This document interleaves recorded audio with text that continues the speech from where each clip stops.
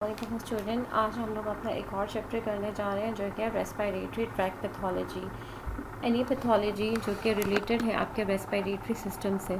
सबसे पहले मैं आपको थोड़ा सा इंट्रोडक्शन देना चाहती हूँ कि आप इस चैप्टर के अंदर क्या देखेंगे, आपकी बुक क्या क्या चीज़ें और क्या क्या कंटेंट्स कवर करती है और आपको क्या क्या चीज़ें पता होना चाहिए। आपको पता है आपका जो रेस्पिरेटरी ट्रैक है वो स्टार्ट होता है, ठीक है, आपकी नेज़ल कैविटी से, आपके नॉस्ट्रल से लेने के बाद आपके एल्वुलर साइड जहाँ तक आपकी गैसेस एक्सचेंज हो रही होती है। अब क्या हो रहा होता है, डिफरेंट इसके कंपार्टमेंट आ गए। अपर रेस्पिरेटरी ट्रैक आ गया है, इसका लोअर रेस्पिरेटरी ट्रैक आ गया है। जहाँ जहाँ कोई भी पैथोलॉजी होती है, जिस रीजन की होती है, हम उसको थोड़ा सा डिस्कस करेंगे और आपको थोड़ा सा ओवरव्यू मिलना चाहिए। फॉर एग्जांपल हम लोग स्टार्ट करेंगे सबसे पहले अपनी नोज़ से, पाथवे जो आपके नॉस्ट्रल से लेके आपके फेरिंग्स तक का, दिस इज़ कॉल्ड नेज़ोफेरिंग्स पाथवे। अच्छा, यहाँ पे क्या क्या प्रॉब्लम्स रिपोर्ट होती हैं, जो पैथोलॉजी आपकी डिस्कस होती है, उनमें आपका राइनाइटिस आ जाता है, नेज़ल पॉलिप आ जाता है, एंजियोफाइब्रोमा आ जाता है, नेज़ोफेरेंजियल कार्सिनोमा आ जाता है। क्लियर? राइनाइटिस क्या होता है, थोड़ा सा मैं आपको बताती चलूँगी कि ये एलर्जी होती है, टाइप 1 सेंसिटिविटी रिएक्शन की वजह से, पॉलिन्स वगैरह। एलर्जी राइनाइटिस भी इसे कहते हैं। स्पेशली वो लोग जो इस्लामाबाद रीजन के अंदर रहते हैं या हिली रीजन के अंदर रहते हैं, वो लोग ज़्यादातर इसको रिपोर्ट कर रहे होते हैं। इन्फ्लेमेशन हो जाती है इन्फ्लेट की वजह से। क्लियर? और उसी की वजह से अक्सर लोगों क्या रिपोर्ट कर रहे होते हैं, एस्थमा या एक्जिमा कर रहे होते हैं। पेशेंट आपके पास स्नीजिंग वगैरह, कंजेस्शन वगैरह और रनी नोज़ के साथ आ रहा होता है ना, यूजुअली कॉमन कोल्ड के साथ। ये आपका सिंपल से राइनाइटिस हो गया। अभी नेज़ोफेरिंग्स का अनदर हम लोगों की जो कंडीशन मिल रही होती है वो नेज़ल पॉलिप मिल रहा होता है। उसके अंदर क्या हो जाता है, प्रोट्रूजन हो जाती है इन्फ्लेम नेज़ल म्यूकोजा की। क्लियर? और उसके अंदर क्या हो रहा होता है, और उसके अंदर ये हो रहा होता है कि पेशेंट को जो है ना वो प्रॉब्लम हो रही होती है। और यूजुअली जो है ना ये सेकेंडरी किस वजह से होता है, रिपील बाउट ऑफ राइनाइटिस। अगर राइनाइटिस आपने ट्रीट नहीं किया और रिपीटेडली उसके इवेंट्स होते रहे तो ये हो सकता है। ये और भी होता है सिस्टिक फाइब्रोसिस और एस्पिरिन इंटॉलरेंट एस्थमा की वजह से भी जो है ना ये कंडीशन डेवलप हो सकती है। तो this is all about the nasal polyp. अच्छा सॉरी, और दूसरी बात ये है कि पेशेंट जो है ना वो आपको कंप्लेन कर रहा होगा, मुझे सांस लेने में बड़ा मसला हो रहा है। जब आप उसको देखोगे तो पता लगेगा उसने एस्प्रिन ली जिसकी वजह से ब्रोंकोस्पाज्म्स हुआ है। ठीक है, और अल्टीमेटली क्या डेवलप हो जाता है, नेज़ल पॉलिप हो जाता है। 10% उस पॉपुलेशन के अंदर होता है ये जिसको ऑलरेडी एस्थमा की प्रॉब्लम होती है। उसके बाद तीसरी कंडीशन आपकी आ जाती है एंजियोफाइब्रोमा। ये एक बिनाइन ट्यूमर होता है नेज़ल म्यूकोजा का, जहाँ नेज़ल म्यूकोजा के पास क्या होता है, लार्ज वेसल्स वगैरह होती हैं, फाइब्रस टिश्यू होता है। तो ये क्या कर रहा होता है, उसको जाके जो है ना वो इफेक्ट कर रहा होता है, बिनाइन ट्यूमर फॉर्म में हो जाता है। एडोलेसेंट मेल्स में ये बहुत ज़्यादा कॉमन होता है। ये आपने चीज़ें याद रखनी। इसके अलावा अगर ये कंडीशन आपकी और वर्स्ट हो जाए, मैलिग्नेंसी में चली जाए, तो it will be the called as nasopharyngeal carcinoma.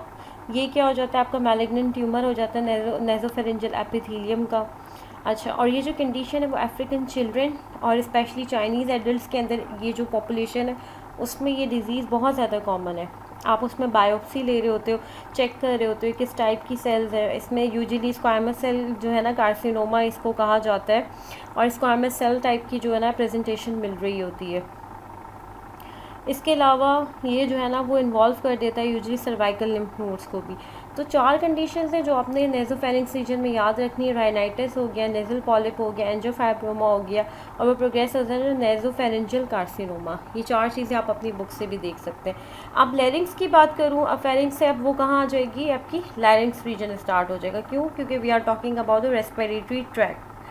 Clear? हम लोग वहाँ की बात नहीं कर रहे हैं आपकी जीआईटी। लैरिंग्स की बात करें तो एपिग्लॉटिस से स्टार्ट हो जाएगा रीजन। अगर वहाँ पे कोई इन्फेक्शन वगैरह हो जाए इन्फ्लुएंजा की वजह से, जो कि बहुत कॉमन होता है, और नॉन इम्यूनाइज चिल्ड्रन जो होते हैं जिनकी वैक्सीनेशन वगैरह नहीं होती, वहाँ पे एच इन्फ्लुएंजा टाइप बी जो है ना वो बहुत ज़्यादा कॉमन होती है। तो ऐसे बच्चे जो है बार बार रिपोर्ट कर रहे होते हैं, हाई ग्रेड फीवर हो गया, सॉर थ्रोट हो गया, ड्रूलिंग वगैरह, डिस्फेजिया, ये सारी की सारी कंडीशन होती है।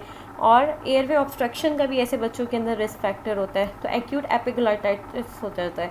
अब उसके बाद थोड़ा सा नीचे चलते हैं तो क्या हो जाता है, लेरेंजियो ट्रैकियो ब्रोंकाइटिस हो जाता है। ठीक है, ये किस वजह से होता है, इन्फ्लुएंजा वायरस की वजह से होता है। और इसमें मतलब इस तरह की कफिंग वगैरह होती है, जैसे कि हॉर्स साउंड आपको प्रोड्यूस हो रहा हो, तो ये भी बहुत गंदी सी कंडीशन है कि inflammation of the upper airway कहलाता है, और आपको वायरस याद रखना है। नेक्स्ट है आपका वोकल कॉर्ड इन्वॉल्व हो जाए, जिसको सिंगर्स नोड्यूल भी कहते होते हैं, तो उसको कहते हैं vocal cord nodule, singer nodule condition आपकी जो होती है। और उसका क्या रीज़न होता है? Due to excessive use of vocal cords. अक्सर सिंगर्स के अंदर ये जो है ना वो बहुत ज़्यादा कॉमन होता है, ठीक है। और कनेक्टिव टिश्यू को भी जो है ना ये डैमेज कर रहा होता है, तो ये आपका हो जाता है वोकल कॉर्ड नोड्यूल।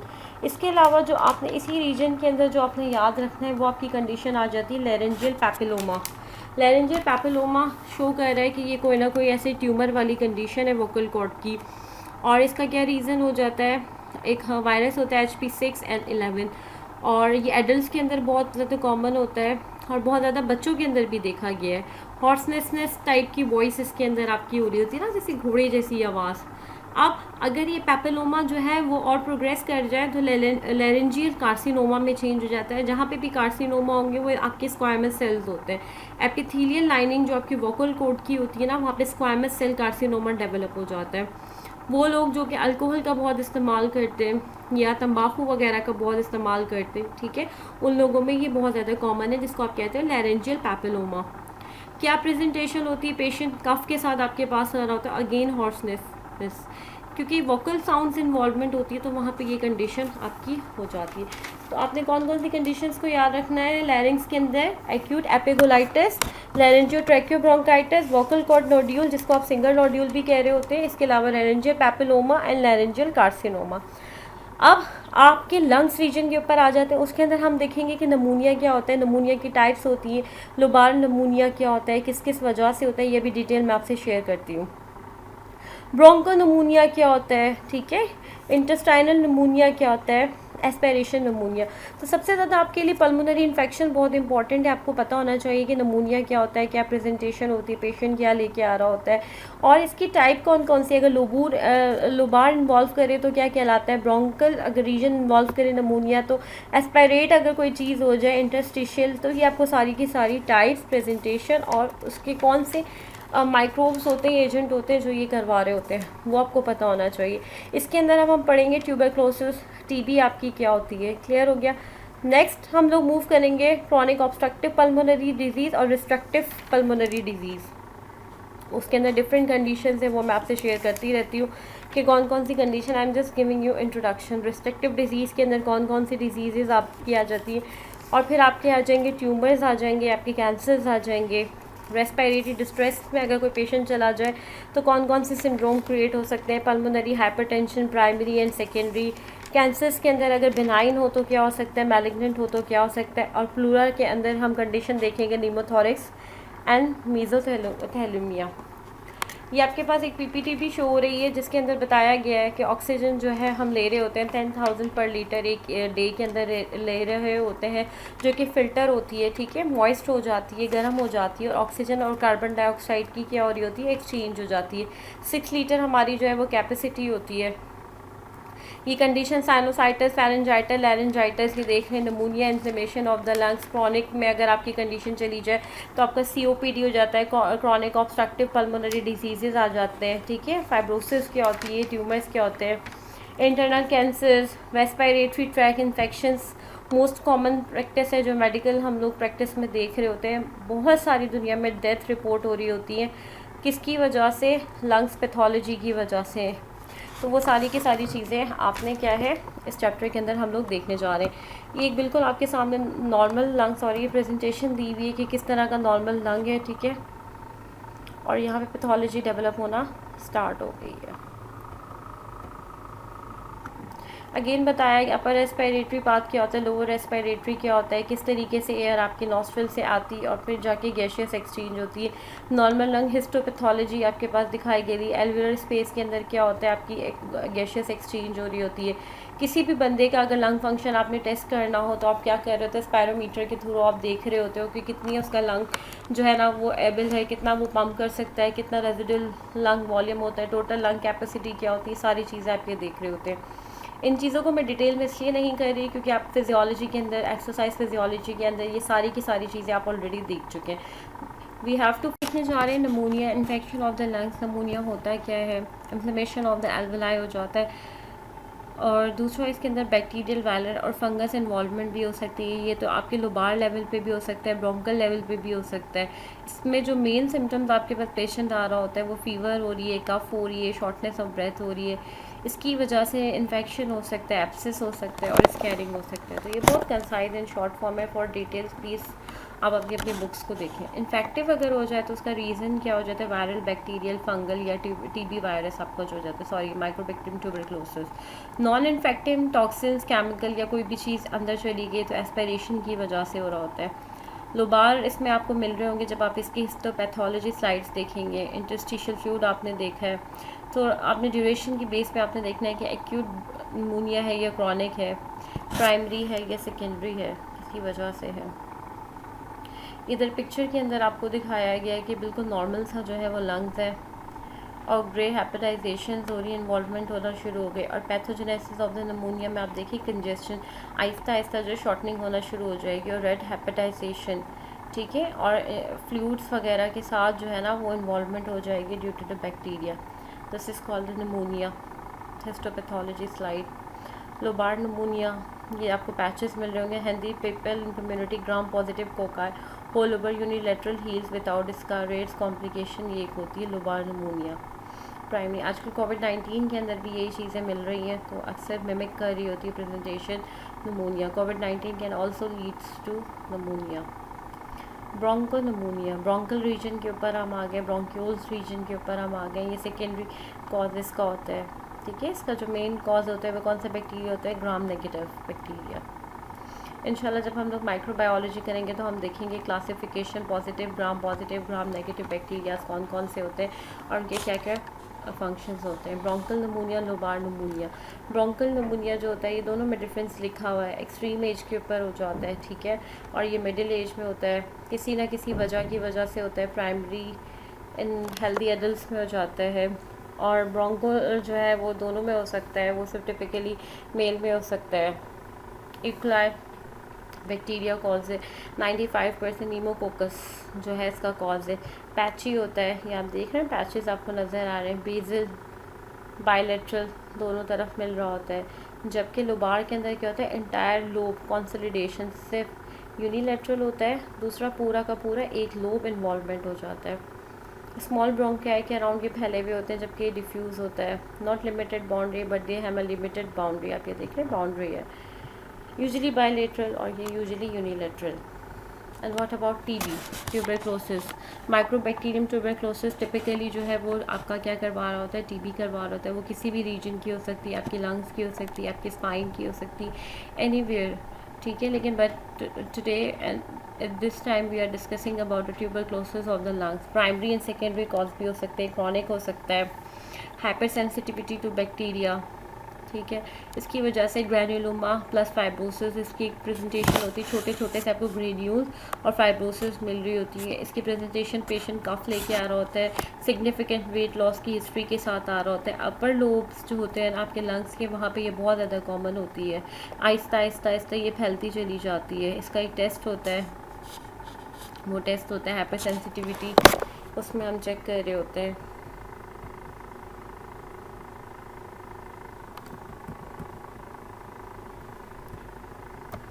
इसके अलावा आपके पास हिस्टोपैथोलॉजिकली भी आपको थोड़ा सा पता होना चाहिए कि स्लाइड्स पे किस तरीके से ये दिख रहा होता है, क्या करना होता है क्या नहीं। अगर इसकी बहुत डिस्क्रिप्शन में आपको जाने की इतनी ज़रूरत नहीं, आपको सिर्फ ये पता होना चाहिए प्राइमरी टीबी किस वजह से होती है और सेकेंडरी किस वजह से होती है। थोड़ा सा मैं आप लोगों को और इलाबोरेट कर देती हूँ।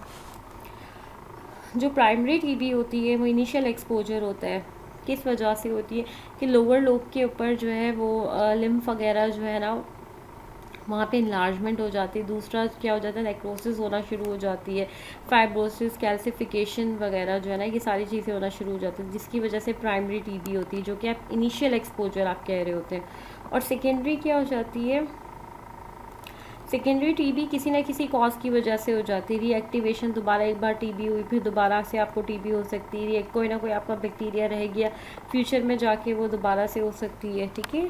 और reactivation is commonly due to AIDS patient, क्योंकि वो इम्यूनोडेफिशिएंट पेशेंट होते हैं, एजिंग के साथ साथ वो ज़्यादा कॉमन होती है।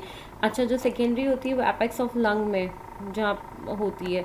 दूसरी चीज़ें आप लोगों को याद रखनी होती है, इसके अंदर क्या आपको मिल रहा होता है, फीवर्स मिल रहा होता है, बुखार, रात के टाइम अक्सर स्वेटिंग, कफ, उल्टी आना खून वाली, ठीक है, और वेट लॉस, ये इसकी प्रेजेंटेशन होती है। अगर आप बायोप्सी करेंगे तो वहाँ पे आपको ग्रेनुलोमास मिल रहे होंगे, ठीक है। आपने फिर वहाँ पे देखना है कि कौन कौन से बैक्टीरिया इन्वॉल्वमेंट भी है। दूसरा ये होता है सिस्टमेटिक स्प्रेड हो सकता है इसका, ठीक है, किसी भी टिश्यू के अंदर। जो कॉमनेस्ट साइट है जहाँ पे ये टीबी जो है आपकी जो है माइक्रोबैक्टीरियम ट्यूबरक्लोसिस वो स्प्रेड कर सकता है, वो आपकी मेनिंजिस है, जिसकी वजह से आपको मेनिंजाइटिस हो सकता है। सर्वाइकल लिम्फ नोड इसका एक एरिया हो सकता है। किडनी में स्टेराइल पायोरिया हो सकता है। लंबर वर्टरी में अगर वर्टिब्री तक स्प्रेड कर जाए तो पॉट डिजीज। तो आपको इसके पाथवेज पता होना चाहिए कि अगर ये स्प्रेड हो जाए तो मेनिंजिस में जाता है, सर्वाइकल लिम्फ नोड में जाता है, मेनिंजिस में मेनिंजाइटिस बहुत कॉमन है, किडनी में आपका जो स्टेराइल पोरिया ये बहुत कॉमन है, और लंबर वर्टिब्री में चला जाए this is very painful condition, it is known as the Pott disease. तो ये सारी की सारी चीज़ें, ये टीबी का थोड़ा सा मैंने आपको बता दिया है, थोड़ा सा डिटेल डिस्क्रिप्शन। अब हम पढ़ने जा रहे हैं क्रॉनिक लंग डिजीज़, जिसके अंदर ऑब्स्ट्रक्टिव पल्मोनरी डिजीज़ हो जाते हैं या रिस्ट्रक्टिव पल्मोनरी डिजीज़ हो जाते हैं। सबसे पहले ये होता है रिस्ट्रक्टिव वर्ड्स। ऑब्स्ट्रक्टिव में क्या होता है? रिस्ट्रक्टिव में इंटरस्टिशियल फाइब्रोसिस हो जाती है, और ऑब्स्ट्रक्टिव में obstruction to air flow, narrowing हो जाती है, ब्रोंकोस्पाज्म होना शुरू हो जाता है, शॉर्टनिंग होना शुरू हो जाती है, स्टिफ हार्ड लंग हो जाता है रिस्ट्रक्टिव में, इधर सॉफ्ट हो जाता है। दूसरी चीज़ें आपको जो पता होनी चाहिए वो ये होनी चाहिए, इसकी टाइप्स कौन कौन सी हैं। फाइब्रोसिस है, नीमोकोकिनोसिस है, सीओपीडी और एस्थमा इसकी टाइप है, ये आपको पता होनी चाहिए। This is called restrictive pulmonary disease, this is called obstructive. Silicosis, restrictive COPD irreversible होती है, पहली बात ये है।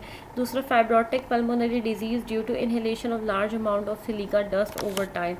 रोड्स वगैरह बन रहे होते हैं, अक्सर आपने देखा है, ठीक है, माइंस वगैरह में वर्कर्स काम कर रहे होते हैं, तो वहाँ पे एक सिलिका होता है, अगर वो उसको इनहेल कर रहे होते हैं डस्ट, तो फिर क्या हो जाता है, रिस्ट्रक्टिव सीओपीडी डेवलप हो जाता है, टॉक्सिन्स हो जाती है, इसकी वजह से डिस्निया, फटीग, वेट लॉस, वो सारी की सारी आपकी प्रेजेंटेशन हो रही होती है। जब आप एक्सरे करवाएंगे तो आपको मिलेगा मल्टीपल स्मॉल फाइब्रोटिक नोड्स, या आप थोड़ी देर, आई डोंट नो कि आपको क्लियर नज़र आ रही है नहीं, नोड्यूल्स आपको मिल रहा होगा, बायलैटरल एम्फाइसीमा मिल रहा होगा, ठीक है। इसके अलावा टीबी एसोसिएशन कॉमन है इसकी।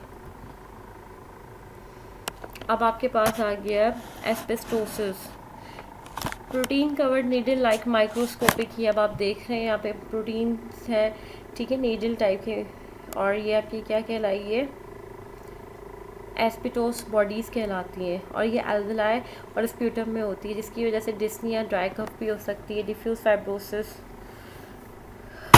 हनीकॉम, ये सारी की सारी कंडीशन इसके अंदर कॉमन है।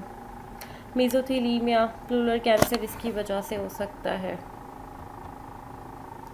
ऑब्स्ट्रक्टिव में localise foreign body aspiration tumour हो जाता है। डिफ्यूज़ की आप बात करें तो डिस्टल एयरवेज डिजीज़ हो जाती है, एस्थमा हो जाता है। अगर रिवर्सिबल हो और नॉन रिवर्सिबल हो तो COPD, chronic obstructive pulmonary disease. Asthma को हम लोग देखते हैं कि क्लिनिकली किस तरह से प्रेजेंट करते हैं, बहुत कॉमन कंडीशन है, हाइपर सेंसिटिविटी, इन्फ्लेमेशन हो जाती है ब्रोंकाई की, एक्सेसिव म्यूकस स्पास्मोटिक ऑक्लूजन हो जाती है, ठीक है ना, स्पाज्म हो जाता है आपका जो एयरवेज होता है। एलर्जेंस, इन्फेक्शंस, जो एलर्जिक नॉन एलर्जिक कॉज है, इसका यूरोजेनिक और इसका साइकोजेनिक कॉज है। इसके साइलेंट सिम्टम्स बहुत कॉमन है, शॉर्टनेस ऑफ ब्रेथ हो जाती है, सीटियाँ बज रही होती हैं, कफ आने में जो है ना थिक स्प्यूटम आपको आ रहा हो जाता है, हर वक्त ऐसे पेशेंट कह रहे होते हैं सांस तेज़ चल रही है, टैकीकार्डिया, चेस्ट पेन बहुत ज़्यादा कॉमन होती है। एक पिक्चर लिखी हुई है आपके सामने, एलर्जेंस, केमिकल्स, इससे एक्सपोज हुआ, हाइपर रिस्पॉन्सिव एयरवेज जो है वो शॉर्टनिंग होना शुरू हो गई, एलर्जेंस वगैरह और एक्सरसाइज और कोल्ड, इन चीज़ों ने इसको एक्टिवेट किया, एस्थमिक पेशेंट हो गया। नेक्स्ट है हमारे पास chronic obstructive pulmonary disease, COPD, chronic है, इरिवर्सिबल है, ठीक है, रिवर्सिबल हो तो आपका एस्थमा होता है, और इसमें क्या हो जाता है, क्रॉनिक ब्रोंकाइटिस हो जाता है, एम्फाइसीमा हो जाता है, स्मोकिंग, पोल्यूशन, कॉमनस कॉज है इसका। 17% क्रॉनिक स्मोकर्स में COPD डेवलप हो जाता है और आखिर में ये लंग्स फेलियर और कैंसर की तरफ चला जाता है।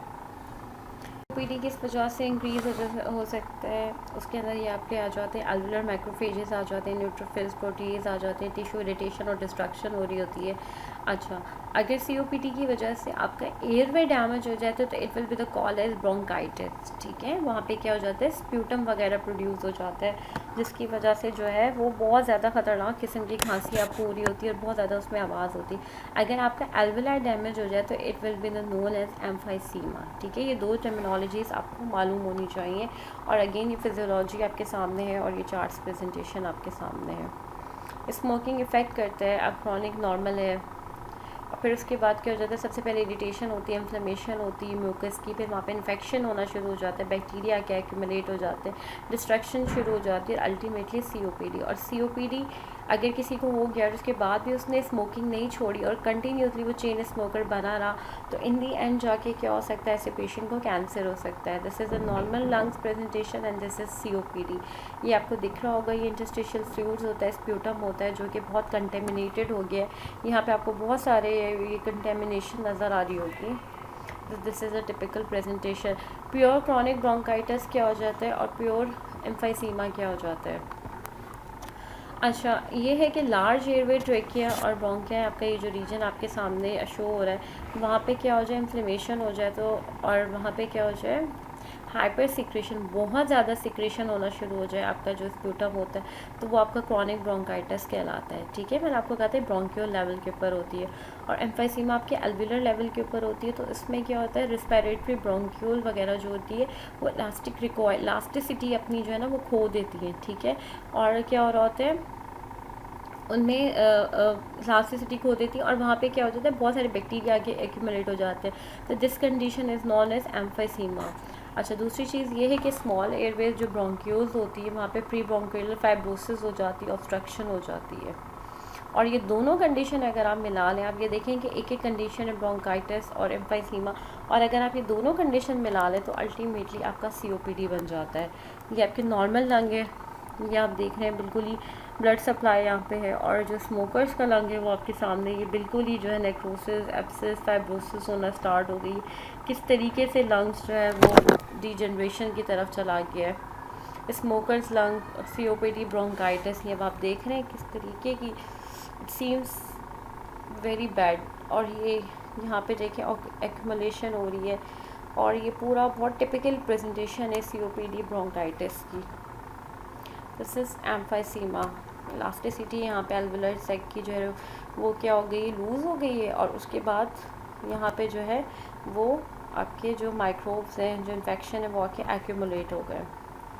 एम्फाइसीमा, पिंक पफर्स, लीन, वेट लॉस हो रहा होता है, फॉरवर्ड स्टूपिंग, झुक झुक के चल रहे होते हैं, बैरल चेस्ट हो जाता है, फ्लाइट डायफ्राम हो जाता है, हाइपोल्यूसेंट लंग हो जाता है। ये आप देख रहे हैं, ये कंडीशन ये यूनिलेटरली दिखाई गई है, ट्रांसल्यूसेंट, हाइपरल्यूसेंट, जैसे कि कोई चीज़ यहाँ पे हो, it seems like an cardiomegaly but it's not a cardiomegaly.